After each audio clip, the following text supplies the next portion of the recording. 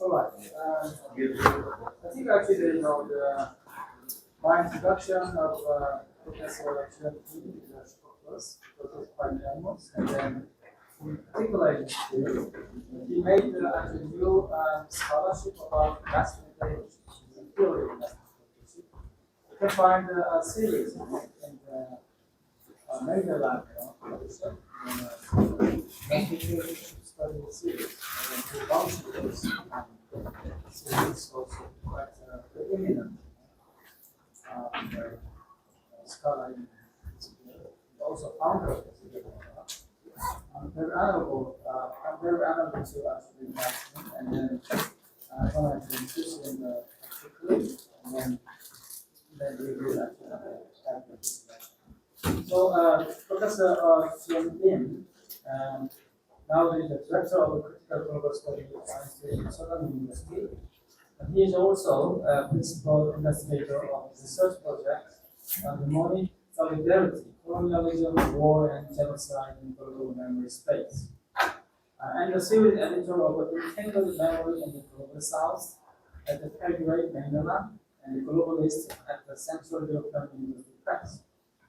He has published widely on nationalism and Marxism in comparison, policy history, and transnational history, and global memory. People are actually he's quite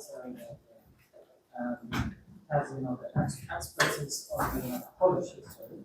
And then his postdoc actually Poland is quite making some sort of cornerstone of his own study.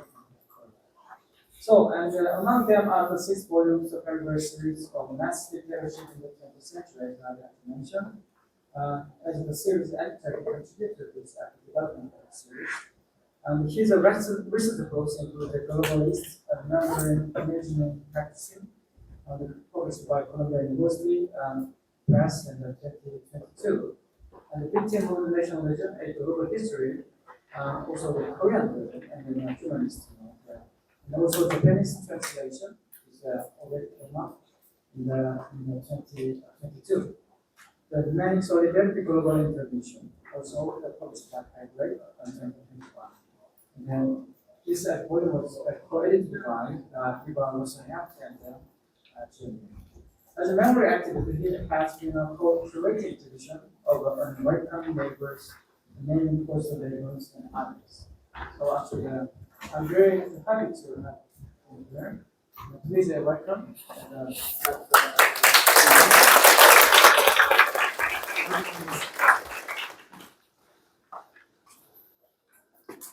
Oh, thank you, Taekang, for having me here. And I'm extremely pleased to share my ideas about the democracy and dictatorship in the 21st century and 20th century with all of you who are working on the critical theories.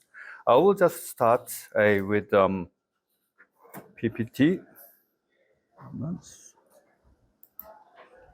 I just changed slightly the title. Instead of reading mass dictatorship, I just used invoking mass dictatorship in the era of neo-populism. This is actually 5 volumes of mass dictatorship series at Palgrave, and one is Palgrave Handbook to Mass Dictatorship, and the other one is Korean version. It's very interesting, with the election of Trump, suddenly sales point of this book series began to on the rise. And the editor of Palgrave sent me an email, Jie-Hyun, the books are moving with the election thanks to Trump. So in a sense, I have benefited from the election of Trump in the United States. But in a sense, it is very telling what kind of democracy we are living in and what kind of relationship between democracy and dictatorship. And actually, my idea of dictatorship was very much conventional before 1999. A small band of very bad guys are wielding a physical power onto the innocent people and just a majority. But in the 1999, we had a really democratic government that was run by President Kim Dae-jung, who was the Nobel Peace Prize winner and who was a political opponent of dictator Park Chung-hee, and also he was one of the most oppressed politicians in the 1970s and 80s. But that Kim Dae-jung, as a gesture of certain reconciliation, he actually proposed a project of memorial project of Park Chung-hee, and he announced his plan to build up memorial dedicated to the Park Chung-hee. So I, including myself, some critical historians, we very summoned a certain emergency conference dedicated to the criticism of this memorial project dedicated to Park Chung-hee. And we thought, if we make this conference, we make an announcement to criticize that memorial project, there would be a huge support towards us, our criticism. But the reality was totally opposite. There was no concern about our criticism, but everyday newspapers tells us that the nostalgia for the developmental dictatorship and Park Chung-hee has been on the rise.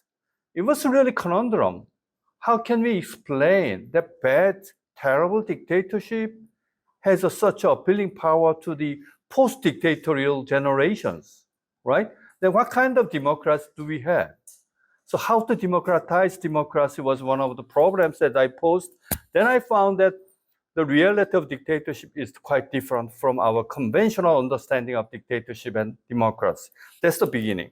And then I just reminded myself of the very interesting Polish book Ofiary.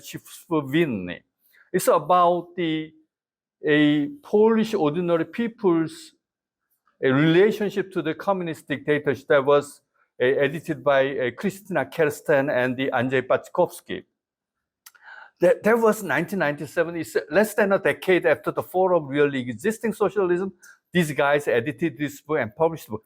It's really brave. These guys are really brave because, at that time in Poland, very strong anti-communist sentiments actually prevailed, right? So when the people talking about mass dictatorship of the communist regime of People's Poland, they could be subject to the very harsh criticism.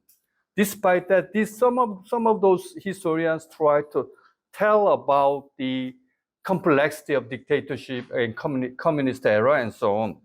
And then also almost 1999, I found also a very interesting concept from the German historians who are working on the GDR, the East Germany. They just suggest term of Fürsorgediktatur. It's a welfare dictatorship. And also dictatur des Consensus. Yesterday in the panel on Philippines, we could find what kind of nostalgia Filipinos do have about the past of the Marcos, and how this actually, after the democratization in the political domain, actually hold this, how can I say, certain a societal frame is now free from the legacy of dictators. So I mean, these sort of things can be found in the case of Judean and the Polish case, and also in Japanese case, Shorokusen, the Total War and Modernization edited by Narita Ryuichi and the Victor Koshman and the Yamanouchi Yasushi. And these guys actually found that actually this Total War system in Japan was a sort of a promoter of the, for example, social welfare system.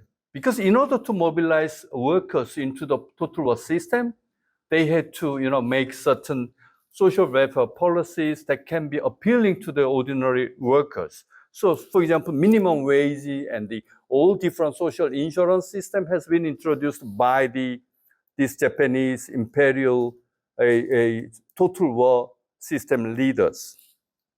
That was very interesting. All those things suddenly shows me that the reality of dictatorship is quite different from what we have had from the viewpoint of this dichotomy of dictatorship and democracy. So that dichotomy actually does not really fit in the realities.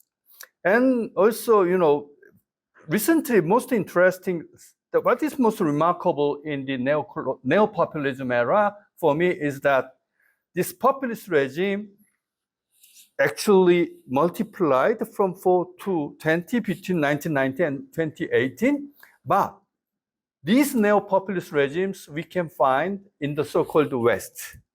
So according to a term of Tony Blair Institute, quote, in systematically important countries. Means that so-called Western democracies, we can see the rise of these neo-populist regimes like Trump and the, Boris Johnson and the Marine Le Pen and Italy and France, England, Britain, and United States. That's very interesting. It means that the dichotomy of dictatorship in the East or non-West and democracy in the West, that does not really fit in the reality of 21st century in the era of neo-populism. So that's the point, that's the moment from that when I could shift from the cliche of the Manichaean demonology to the dictatorship by the people, of the people, and for the people. So, but this is this is very interesting. When I talked about this, popular support of towards the communist regime, usually it is Polish anti-communists who are very critical of that sort of approach to the understanding communist dictatorship. But in South Korea, when I'm talking about popular support for the Park Chung-il's developmental dictatorship, it is Korean older lefts who are very critical of this mass dictatorship. How on earth can you say that our innocent people supported that bad dictatorship? The same attitude can be shared, that was actually shared by both Korean left-wing intellectuals and Polish anti-communist intellectuals. So this sort of dictatorship in the transnational reflection, in a sense, has led me to this idea of mass dictatorship instead of this conventional dictatorship. So actually, dictatorship is not a antonym. This is not antonym of the democracy. If you have a look at a history of concepts in the German historical school, and you can see that actually in the ancient Roman Republic, the dictator is a special form of consul in the era of emergency. So in a sense, the antonym of dictatorship is a normal state, right? And the opposite antonym of democracy is not dictatorship, but aristocracy or that sort of thing. So dictator or dictator actually in the Roman period was a temporary tribune with the extraordinary executive powers, usually with a limit of 6 months. So usually dictator could execute its extraordinary power only within 6 months when the war broke out and real emergency things. Then after that, they return to the normal state. So dictatorship is democracy in the emergency state. Then there we can find, and also just I asked my question to my students quite often. What if the majority supports dictatorship? Is it democracy or dictatorship? I mean, that's an interesting question, right? And also if the majority tyrannize the minority, is it democracy or dictatorship?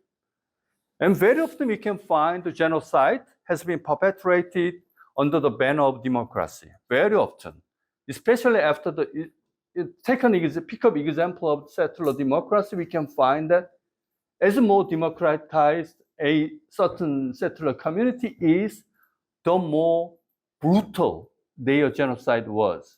Especially in the case of the United States, their history of the pioneering, so-called pioneering the West. So, I mean, so in this sense, dictatorship has always has a connotation, dictatorship from below. So dictators, they were really very keen at drawing people's attention and people's support. Even Mussolini, he really loved to be loved by the people. He was not such a simple dictator. Actually, he really loves to be loved by the people. And he really tried to. And so then if we have a look at the history, intellectual history of a political system or any political ideas, we can find the last sort of predecessors of the mass dictatorship. For example, Alexis Tocqueville's A Prognosis of American Democracy, quote, tyranny through masses. And also Carl Schmitt, sovereign dictatorship. By this term of sovereign dictatorship, Carl Schmitt tried to justify Nazism. So according to Carl Schmitt, Nazism was not liberal, but democratic in the 19th century terms. And also it is very interesting, Park Jung-hee sent a political scientist, Gal Bong-gun, who was a professor in the Department of Political Science at Seoul National University, to Germany, and he met Carl Schmitt. And he got an advice how to justify Park Chung-hee's Yushin 독재, Yushin dictatorship in terms of democracy. And also, it's very interesting. There was one book dedicated to the certain anniversary of Carl Schmitt. Gal Bong-gun was the only non-European who contributed to the book, commemorating Carl Schmitt. So this has a really interesting, intriguing history. And Park Chung-hee, perhaps compared to Hitler, Park Chung-hee was more cunning in justifying his dictatorship by using plebiscite quite often, right? 국민투표. And he always said, okay, let's ask our people directly. And the people with a huge ratio of consent, they supported Park Chung-hee's a developmental dictatorship, and Park Chung-hee could get a justification by appealing to the people's will and people's sovereignty. People's sovereignty is much more superior to the Congress or National Assembly and something like that. So, and also we can find Mao Zedong also dictatorship by the masses, right? 군중 독재, and also, Polska Ludowa, and very often all the communist countries, they call themselves as people's democracy, right? So, for example, what's the exact title of the North Korea? DPRK, Democratic People's Republic of Korea. What a beautiful title it is. Actually, in the way, of both rightist and leftist regimes try to justify their dictatorship by using a certain theoretical leverage of the sovereignty and people's will and national will and something like that. And also we can see the Jacob Talmon's very interesting idea, totalitarian democracy, which is traced back to the Jacobins. Actually, Jacob Talmon, who was a Polish Jewish socialist who was active in the pre-war Poland, but before the breakout of the Second World War, he emigrated to the Palestine. But Jacob Talmon is really one of the most eminent political scientists in independent Israel who really actually educated lots of interesting intellectuals in Israel. But his idea of totalitarian democracy, and also George Moss, who is I really admire his work on Nazism. Actually, even he just, very boldly stated that people's sovereignty, the idea, concept of people's sovereignty is the basis of fascist new politics. So without concept of national sovereignty or people's sovereignty, we cannot imagine how this 20th century dictatorship could work out.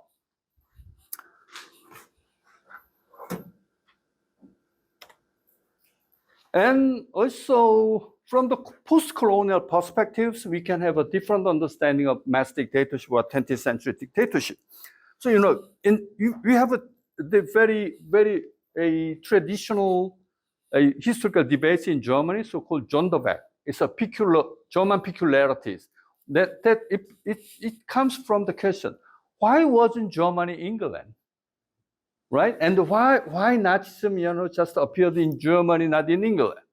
So it's a typical, how can I say, a deviated, abnormal, non-Western path of modernity, which led to the dictatorship, while in the West, the model of liberal democracy, has developed in the West with the proper development of capitalism. This sort of Sonderweg, actually a particular pre-modern abnormal dictatorship in the West and a universal modern and normal democracy in the West.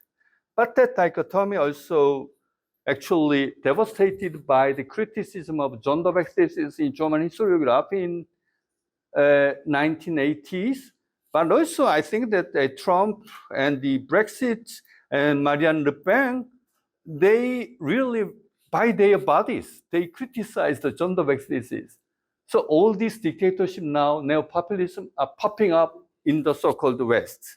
So this dichotomy of East and West would not work out anymore in the era of the neo-populism 21st century. So mass dictatorship is not a deviation or aberration from the normal path of development, but as a transnational formation of modernity, I would say. So democracy and dictatorship, how to put the democracy and dictatorship all together in the problem space of global modernity. That's David Scott's term that Yogita yesterday actually mentioned. And also, if we have a look at the history of capitalism, it was not democratic at all. So actually, Karl Marx's a chapter on the primitive accumulation of capital shows vividly how the capitalism has developed with the violence, right? Genocide and the mass killing and piracy, all these illegal or unhuman things. So it's full of history of the crime against humanities can be found in the development of capitalism. So this is we have total illusion about the history of development of capitalism and democracy in general. Actually, colonial violence, fascist atrocities, Holocaust, and post-colonial genocide, there is a certain thread that binding all these different historical predecessors. For example, in the year 2004 and 5, it was a centennial of the German colonial genocide of Herero and Nama in Namibia. From that year on, there are popping up new studies about the continuity between colonial genocide and Holocaust. And we know that, for example, concentration camp was an invention by the Spanish imperial colonialists in Cuba. Then it was translated into English into concentration camp. And British practiced the concentration camp in small scale in the African colonies, but it was Germans who practiced a concentration lager in a massive style in Namibia for the first time. And all this reference around Hitler's concept has been actually developed by an anthropologist who has been working in Namibia. So we can see there are lots of proofs to show that certain continuity of practices and ideas between colonial atrocities and Holocaust. So Holocaust cannot be separated from the other colonial genocides in 19th and 20th century. Now in Germany, this is a real very hot topic and hot debates. But Germans, actually, these guys feel very comfortable whenever they just criticize all these critics of Zionism in Israel. So all the post-colonial criticism of Israel has been subject to the criticism of anti-Semitism in Germany nowadays. This is a real problem also in the memory of Holocaust. But anyway, so we can see even a Nazism, so I see Nazism as a project to colonize the Slavic world, turning imperialism upside down and treating Europeans as Africans. That's why actually Amy Cesaro already in 1950, he wrote explicitly this, all the white Europeans have Hitler's inside in his mind, while referring to colonial atrocities and genocides. So Holocaust is not the exceptional one. It's a long history of colonial genocide. We can see the Holocaust. And also even some Germans say that they didn't have Orientalism because they didn't have colonies in Asia, but that's not true. They have their Orientalism towards Slavic neighbors. For example, Ostforschung, it's Eastern studies, means Polish studies in German, right? And in Poland, do you know that what do you call the German studies in Poland? Studia Zachodnia, Western studies. So this sort of the Occidentalism and Orientalism can be found also between Germany and its Slavic neighbors. So this is not the exceptional things. Then I would say transnational formation of modernity. So in a sense, we can see a very interesting oxymoronic metaphors regarding the Nazism and the fascism. For example, retroactive modernity, modernism against modernity, anti-Western westernization, anti-modern modernization, or Gemeinschaft capitalism. What does this oxymoron do? Those oxymoron metaphors means? What kind of connotation do those oxymoronic metaphors have? This is that actually, regardless of the ideological differences between left-wing dictatorship and right-wing dictatorship, we can see the common desire for colonizing power and the fear of being colonized in almost all cases of mass dictatorships in 20th century. So Nazism, fascism, Stalinism, Maoism, Kim Il-sungism, developmental dictatorship, Park Chung-hee, and all these Korean nationalist intellectuals actually have the same desire for the colonizing power and the fear of being colonized. I mean, actually, their criticism of Japanese imperialism is like that. We could have been the imperialist power, but unfortunately, we just fell victim into the Japanese colonies.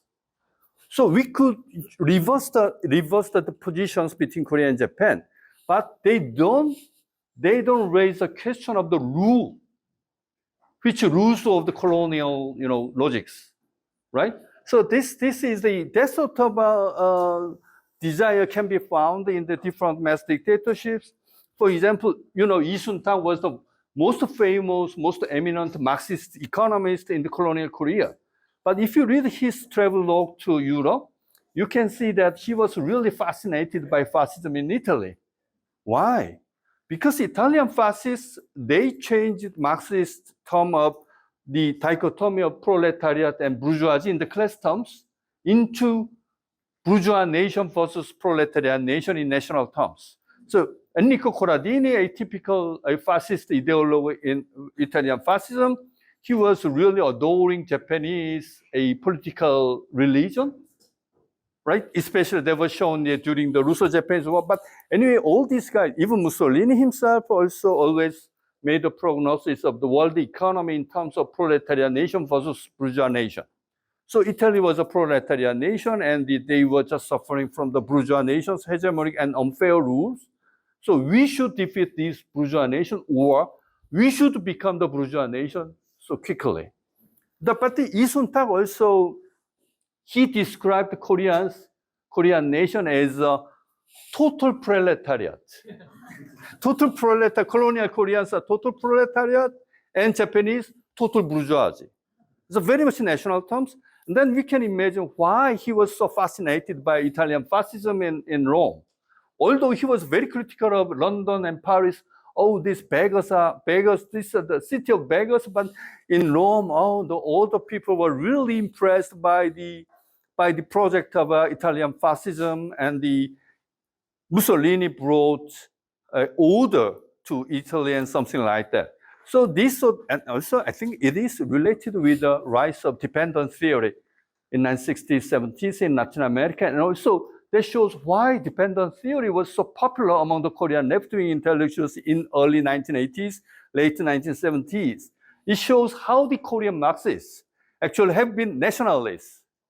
And actually, they really shifted a Marxian terms of proletariat versus bourgeoisie into bourgeois nation versus proletariat nation. So in order to escape from the position of proletariat nation, we should develop our country so quickly. And that shows why some Korean new right nowadays, actually, they had been Marxists in the early 1970s. And then they became the new right. Some people say that this is conversion of ideology, but I would say no. This is continuity of this developmentalism, but just their metaphor is different now. This is also from the viewpoint of transnational formation of modernity we can find. Also, fascism was not a terrible terrorist state. It's very much, we can say that there is also fascist governmentality. And also all those 20th century mass dictatorship regimes tried anthropological evolution, so-called new man or homo fascistus, homo sovieticus. It's actually aimed at the anthropological evolution to make a new type of man who would commit to the a state project or a national project of rapid development and a rapid modernization. So in this sense, actually, fascists could not compete with the liberal democracy. Liberal democracy is a more sophisticated form of mass dictatorship, one can say, if one pushes our ideas to the extreme. Yes, because people just really voluntarily consent to the idea of liberal democracy. And if you compare, for example, Great Britain and the Nazi Germany during the Second World War, Great Britain's mobilization policy was much more strict than Nazi Germans. But people were really willing to sacrifice their everyday desires or their everyday lives for the purpose of war, even compared to the Germans. That means that liberal democracy certainly has a more, how can I say it, more regulatory power over the people compared to the pure dictatorship or certain traditional dictatorship, we say.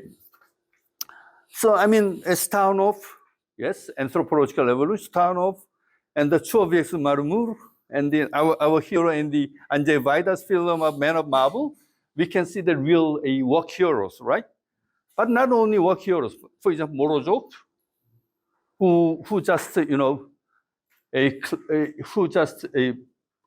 claimed his father cheated party, and then because of this he was beaten to death by his grandpas and uncles. But in Soviet Union there were lots of those Morozovs, boy heroes who sacrificed their families for the promotion of socialism and building socialism. And we have Isungbok. Isungbok is my age, actually, but he was killed by the North Korean armed agents because he said, "I hate communism." But who knows? But anyway, they made that myth, right? And also very recently, North Korea made the myth of Han Hyung-kyung. She was, she died during the flood. But do you know why she died? Because in order to keep the portrait of Kim Il-sung and Kim Jong-il, she tried to keep this portrait from the wave of this flood. And then, according to North Korea, she died of keeping those portraits. So they renamed the middle school Han Hyung-kyung Middle School, something like that. So all those of things, regardless of the North Korea and South Korea, Nazism and fascism, and Stalinism, we can find these sort of efforts to make a sort of trial anthropological evolution. And I would say this is a sort of part of fascist governmentality, we can say. And the nationalization of masses, yes, Carl Schmitt's advocacy of Nazism as an anti-liberal, but not necessarily anti-democratic. It's Jacobin dictatorship. Even the Carl Schmitt cite Barrère, who was a Jacobin member of a National Assembly in France, immediately after the French Revolution. And then this Barrère said that the nation is exercising dictatorship over itself. So it's not dictatorship, although it's a dictatorship. That's the implication by Barrère, Jacobins. And also the George Moss, his very bold remark, quote, Robespierre would have felt at home in the Nazis' mass rally. And also the Eugene Weber is a great historian of French history, and the Peasants into Frenchmen is a very classic of the making nations in France. But he says that, quote, Nazism looks much like the Jacobinism of our time. Perhaps one may feel these sort of remarks are too much exaggerated, but I think it conveys a sort of grain of truth about the dictatorship in the 20th century. So, in a sense, just we can imagine if you were anti-communist, you trust a necessity of a rapid modernization, and you are anti-communist, then could you have felt a little uneasy, uncomfortable with Park Chung-hee? Perhaps not. Okay, we should get rid of those small band of communists, And the rapid modernization gave the chances for work. And in 5 years, so we could buy the fridge. And then after 2 years, we could buy the TV. And after 10 years, we could buy the home, right? And also certain lifelong occupation has been guaranteed at that time. So if you are not an anti-communist, you are a communist, or if you are not a dissident, there's no reason for us to feel unease with Park Chung-hee's dictatorship. Same can be said to the Nazi Germans under Nazism. Many of them really benefited the Nazis' policies, Nazis' rule of these occupied territories, and also they could be relieved of competition with the Jewish citizens, Jewish neighbors. So for the majority, this a very extreme political oppression or extreme terror by the state was not real. This is only for the small minority of these national enemies that should be get rid of, right? So this sort of a political logic worked out because through the channel of nationalizing the masses. So nationalization of masses actually is a term used by Hitler in Mein Kampf.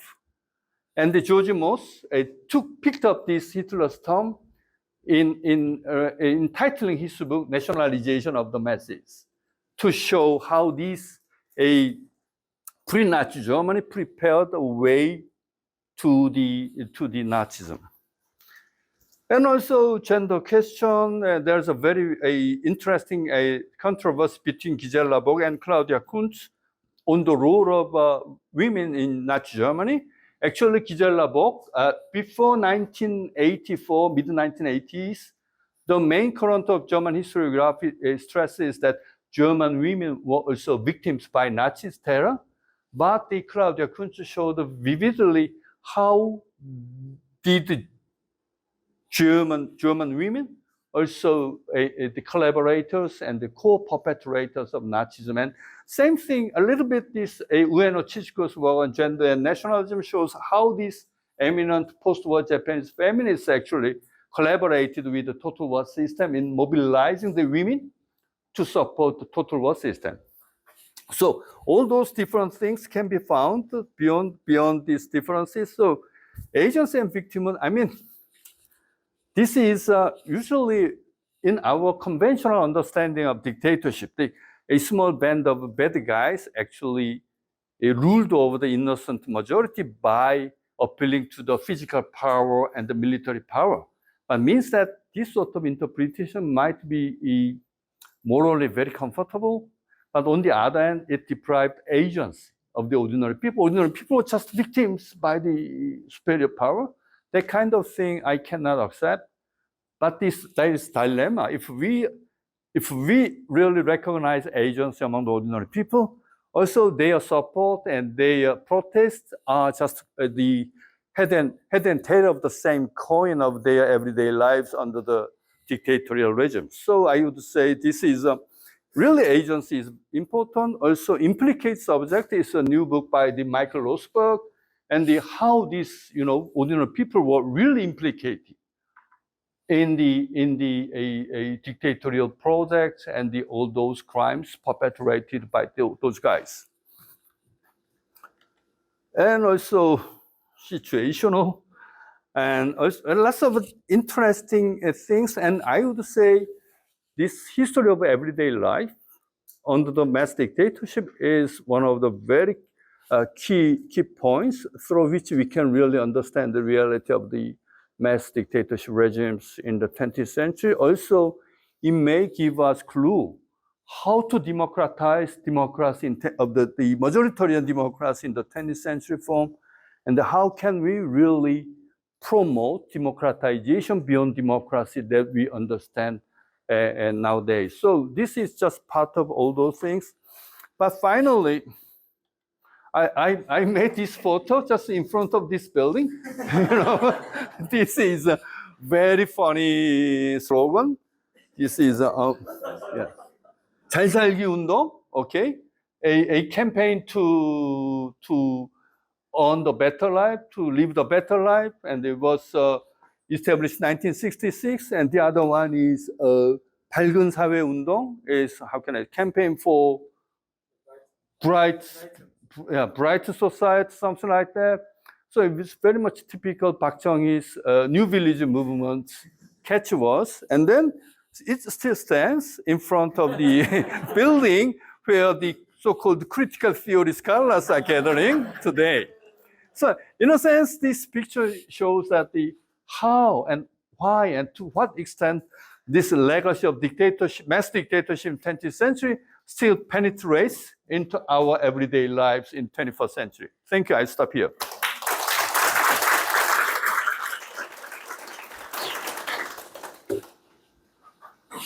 Okay, thank you for this mesmerizing talk, and then perfectly suited for actually the last keynote. As a historian, he gave us bird's view on the kind of dogmatic understanding of dichotomy, Orient and the West, as well as the dictatorship and the democracy. And actually, I admire his work, and since my undergrad student, I just read his work. He was a very controversial figure in Korea. Because Korea, the history field is quite dominated by nationalism. It's to some point quite a dissent, actually against the kind of majority of the. So I think also found lots of nice overview about and also the very interesting actually the outline also kind of the consultant of the kind of the research. And then also I'm so happy he's also the expert in Eastern Europe. Many of Eastern Europe we have also regarded as one of the experts. So I think that we really have a lot of questions. So comment, and if it's okay, just please let me know.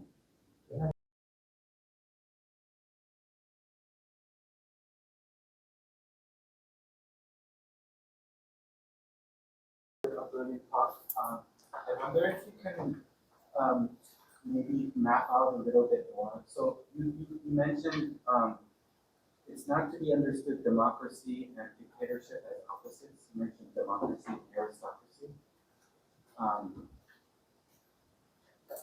What kind of layers could you draw? Other kinds of layers. So we also have like liberalism and illiberalism. I mean, depending on what we're looking at, whether it's economy or procedural politics or, in kind of education field, we can still see kind of lineage and aristocracy within modern democracy. So how do you understand these kind of cross-cutting forces that make a kind of typology quite dangerous? I think this, I'm also critical or skeptical of typologies, but I think that all these typology changes over time. For example, in 19th century, the liberalism could not coexist with the democracy. Liberalism is very much aristocrats or certain a selected elites democracy was liberalism. That's why Carl Schmitt says Nazism was not liberal, but not necessarily anti-democratic. Not liberal, but democratic. This is one of the points that shows us this a conjunction between liberalism and democracy, like today's liberal democracy, is not a typical in 19th century. But after the First World War, and especially after the Second World War, with the consolidation of NATO, I think that liberal democracy has become a term sort of which is quite dominant in our understanding of contemporary politics. But by the end of 19th century, or as you see Ortega's rebellion of the masses shows that this liberalism or liberals were quite critical of these sort of mass democratic movements.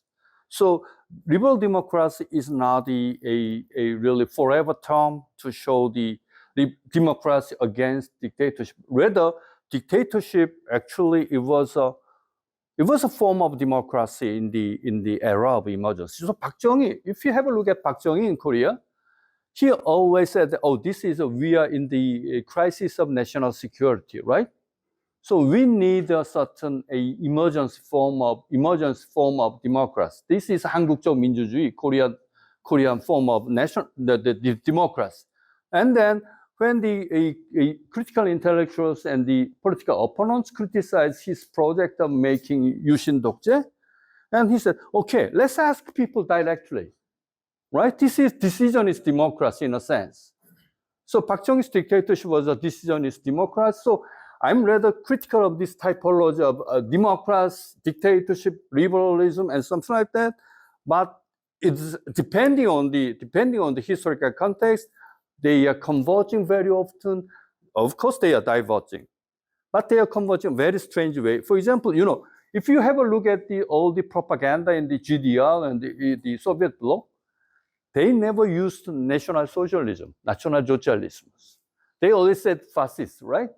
In Poland too, they didn't use national, because Stalin hated national socialism because he thought his one is national socialism. So it's a very interesting when the Sakai Naoki was contributed his essay to the Shukan Asahi. This editor just rejected his manuscript 3 times, and Naoki was really a little bit annoyed by this. And later he found that his translation of National Socialism into Japanese, 국민 사회주의 슈기, so 국민사회주의. This editor in a progressive editor in a weekly, Asahi Weekly, did not like that translation. It should be 국가사회주의, 국가사회주의, state socialism, because national is very sacred term, and it's a really democratic a basis. So all these things are really intermingled and very often entangled. So how to contextualize this entanglement of different ways of making and unmaking, or converging and diverging all those different ideas, different systems, I think need to be scrutinized based on the very concrete historical context, rather than a certain abstract ideologies, abstract ideas. I'm a historian, so very, I'm sorry, by my nature, I Thank you. I wanted to follow up on Todd's question, because everything you said convinced me of my own conviction that democracy should not be confused with a form of state or a regime. And if the title of the conference is to reclaim critical theory against the brain, maybe we should be reclaiming democracy against the state. And I don't mean as anarchists, but we should be reclaiming democracy as a set of practices that are in excess or below or above what we call the state. Because your typology, your discussion of the history of both fascism and dictatorship indicates precisely the ways in which regimes depend upon mass support that can never be called democratic. So my own view is that democracy is not a form of state. It's not a regime. If we make that error, we suppress democracy. But it seems to me this is the logical outcome of your discussion. Yeah. So my question is how to rescue democracy from the abuse and misuse of democracies in the 20th century, different regimes, right? Then I think that perhaps minoritarian democracy might be one alternative to the majoritarian democracy, because all those terrible things has been done in the name of democracy, because it was leaned towards the majoritarian democracy, right? So, for example, yesterday we talked about the hetero dictatorship over the homo, right? And these sort of things, and can be also, how can I say, certain developed in our ways of understanding democracy in 21st century. That's why a critical review of history of democracy, but democracy also, I think for me, is a minimum program. It's not a maximal program. For me, democracy is a minimum program. It's much more practice-oriented more than the idea-oriented. I have no answer yet, but this is my basic approaching point to the democracy matters. Can we come back to the issue of state work? Since the nature of all state work, as you somehow theorize, is kind of somewhat similar one, no matter they claim themselves democratic or dictatorship, and it's all about the constituent power of people. So can you share with us a bit more about the way how you would theorize for the agential role for the people, even though in reality we know that people play, well, may not be such a significant role in terms of their agency. But is there room for, in your theory, a kind of agency role for the people? Because it's only in the second last PowerPoint, I only have a glimpse of that. Yeah, but I don't have a theory. It's just the critical review of the history of the dictatorship and democracies in the 20th century. But first of all, I want to ask a question. Who composes state? State power is just totally detached from us? No, we are engaging in the making state power. So we are responsible also for the state power. So ordinary people is not detachable from the state. We are not the outsiders from the state. We are in, right? Then how to democratize state is, I think, is a really good question. Instead of making state detached from the ordinary people. So state versus civil society thing is a typical liberal political science or sociology guys in the 1980s, 90s, especially they were approaching Eastern Europe and East Asia. But I think that this state power is also composed of us engaged in making this. So we need to really investigate the process of ordinary people being engaged in the making state power. And also agency, in that sense, agency means that these ordinary people who has been portrayed very often as just as passive victims by the state power, but they are also active agents in making state power. Also that was actually justified by the people's sovereignty theory because people are constituent power. The power to make a constitution lies in the people, right? And in some sense, all these plebiscites in the 20th century shows that the people actually were engaging in this. But usually all the left try to say that, oh, they were just, manipulated by the propaganda. But this sort of understanding, I think, is very problematic because it really gets rid of agency from the people. You will should be more critical about the notion of democracy, that we fetishize democracy, where like democracy, like we don't question it. Democracy itself is good, and maybe there are no one democracy, but we should talk about many democracies. Not all automatically good democracy. So I think we are done already now, but just one more question and then we close this session. Okay, just Elvin. Thanks for an inspiring presentation, Professor Lim. And my question is about you mentioned Kashmir. Yep. Then I think like the specter of dictatorship is haunting around the world is that has to do the state of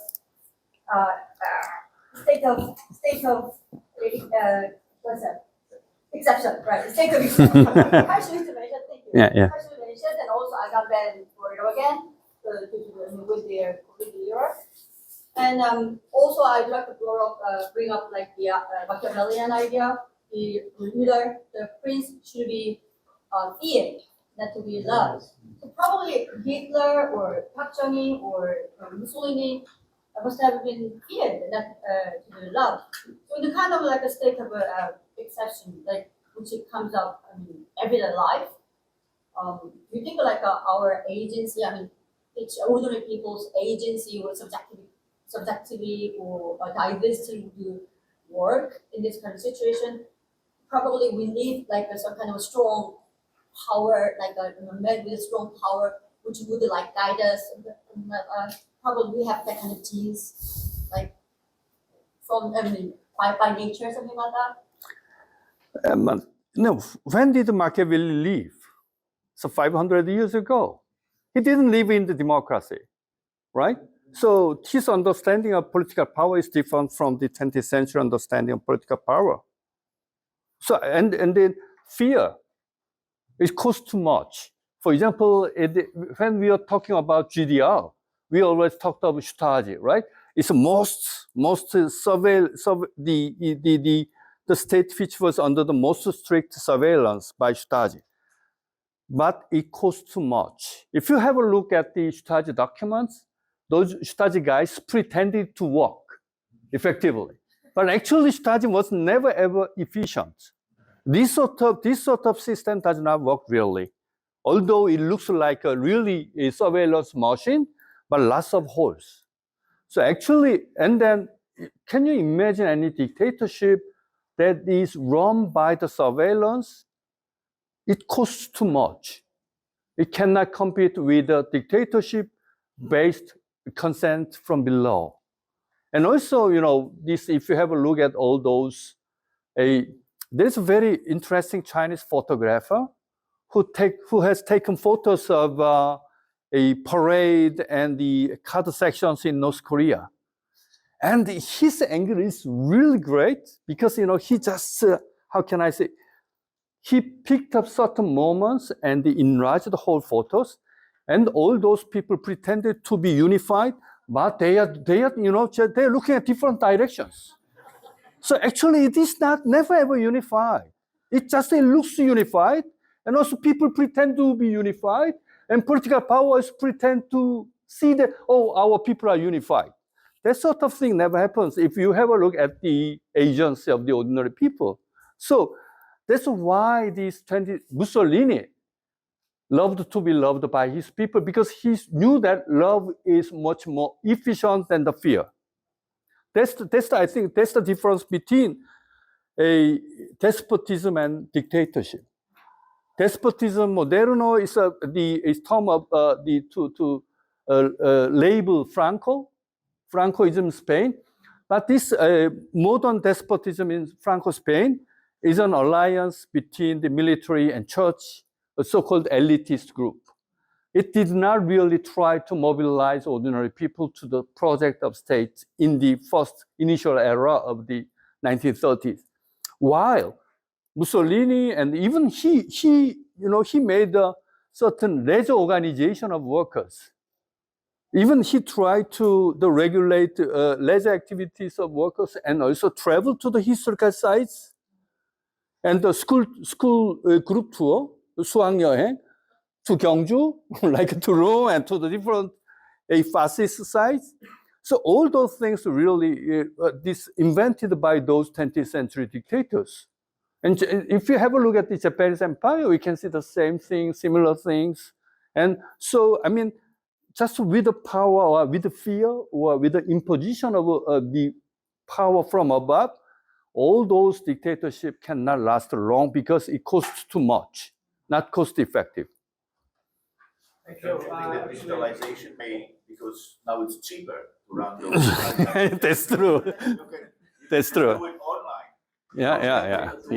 An army of secret agents. And YouTube, yeah.